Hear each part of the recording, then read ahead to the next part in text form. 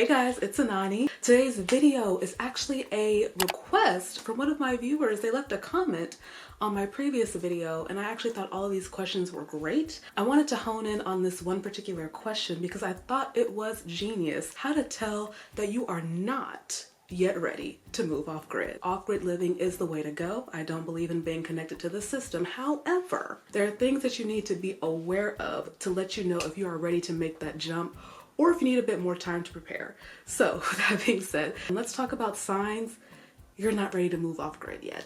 Sign number one that you are not yet ready to move off grid is if you don't have off grid money. People think that living off grid is just this experience that's 100% free of charge. And yes, that is true. However, until you get to a certain level of self-sustainability, you're going to have to put in kind of a significant amount of money. Solar panel money, water catchment money, wood burning stove money, compostable toilet money. And these things are not cheap. And that's just the tip of the iceberg.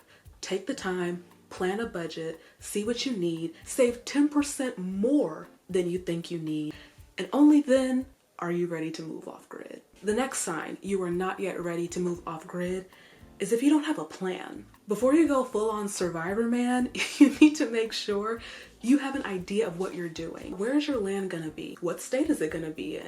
Are there land restrictions there? Can you even catch water in this area? Can you even put up solar panels? What are land taxes like? How many acres do you want? There are things that you need to take into account before you decide to just go straight into the wilderness. Stop, think, write out your plan, and then go from there. Another sign you are not yet ready to move off grid is if you don't know what level of off grid you even want to be. My mother coined this term and I thought it was genius. There are 3 tiers of off grid living. You can be a pioneer, you can be part-time, or you can be ponderosa. Pioneer is the most rugged form of off-grid living. It is just you and nature. Your systems are a little bit more rustic, you know, you're more out there for the connection to nature. So you don't really care about anything looking swanky or things like that. You are just really getting in tune with yourself and the ruggedness of the earth around you. The next tier is the part-time tier. This tier is for the people who want to live off-grid, but not fully. You want to be a little bit closer to nature, but you still might want to be connected to city systems like city water or city lights, or even solar panels that are connected to the city grid. Even though you're connected to city systems, you might still want to farm and grow your own food and stuff like that. You like off-grid living, but you still like to taste a little bit of civilization. And the third tier, the ponderosa tier. This is the bourgeois tier.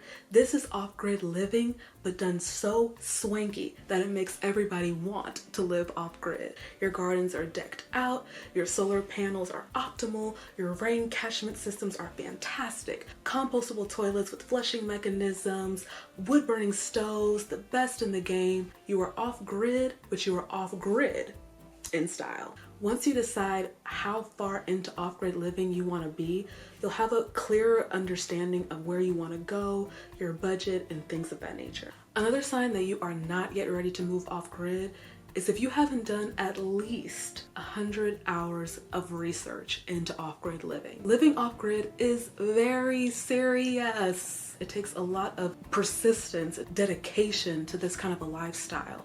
Read, research, study. Research what kind of home do you actually want? Do you want a tiny house? Do you want a yurt?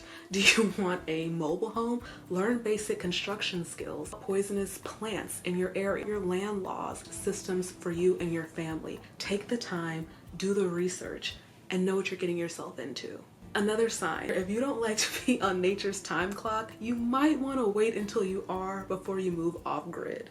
You are subject to Mother Nature and whatever she says. Even if you're tired, if it's time for you to go get wood because it's about to start snowing, you have to go get wood. If the seeds need to go into the ground before first frost hits, you have to do that. Being off-grid requires patience. It also requires you to sit with your thoughts a lot. There are quiet times where it's just you and your thoughts and the silence. And if you can't handle that just yet, you might need to wait a little bit longer. Next tip that you're not ready to live off-grid is if you can't rough it. Living off-grid requires so much trial and error. I literally cannot state this enough.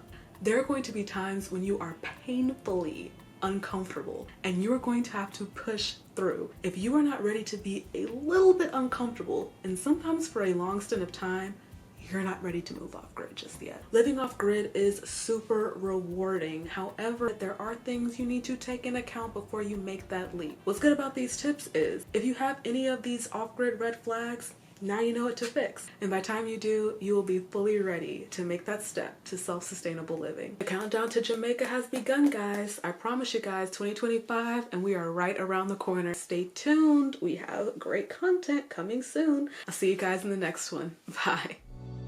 No. Hey guys, it's Anani, but I want to hone in on this. And it was a request, and what? Happy 2025. What